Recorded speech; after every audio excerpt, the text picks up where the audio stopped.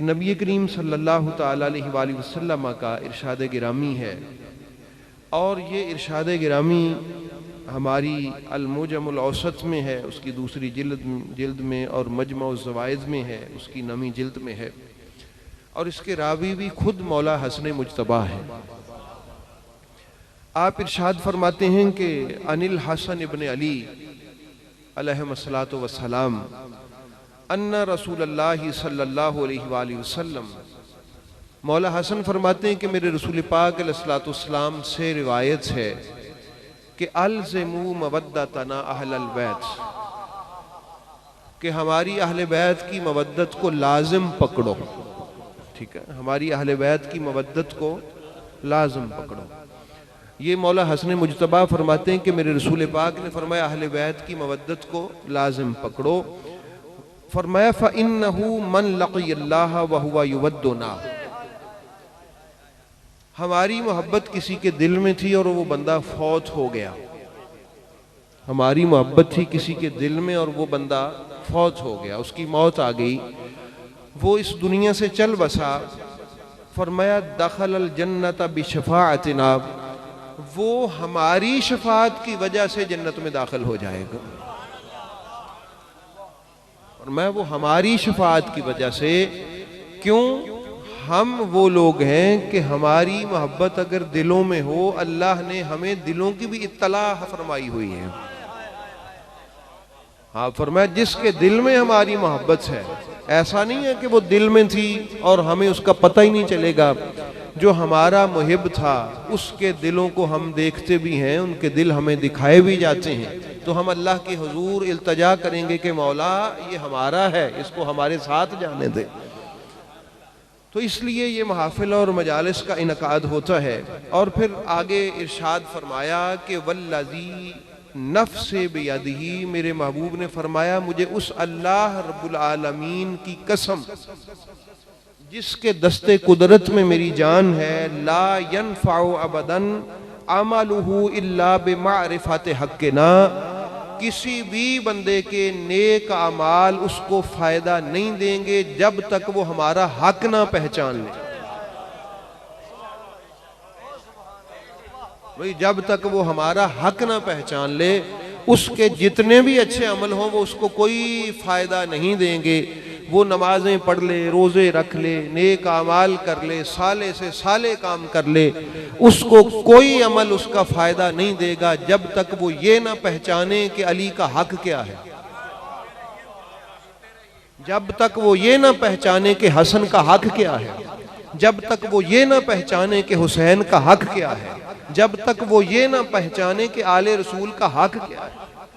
ये बात समझ आई? ये तो हजरत अबू बकर सिद्दीक समझते थे ना कि जब मौला हसन से उनसे कहा, मौला हसन ने जब उनसे कहा कि ये जिस मिंबर पे आप हो ना, ये हमारा है। इमाम हसन ने हजरत अबू बकर सिद्दीक से जब कहा कि ये आप जिस मिंबर पे खड़े नीचे आ जाए, ये हमारा है, मेरे बाबा का है, तो वो चूंकि इस हक को पहचानते थे ना, तो नीचे आ गए, उठाया, सीने से लगाया और कहा कि हाँ, हम ये इतराफ करते हैं कि ये आपका है। ये चीजें अमल की कबूलियत का बायस है। और फिर लोगों को दिखाने के लिए दूसरे शहजादे हजरत उमर फारूक के पास आ गए। जब वो मिंबर पे खड़े थे अपने दौरे खिलाफत में, उनका उमर ये मिंबर हमारा है।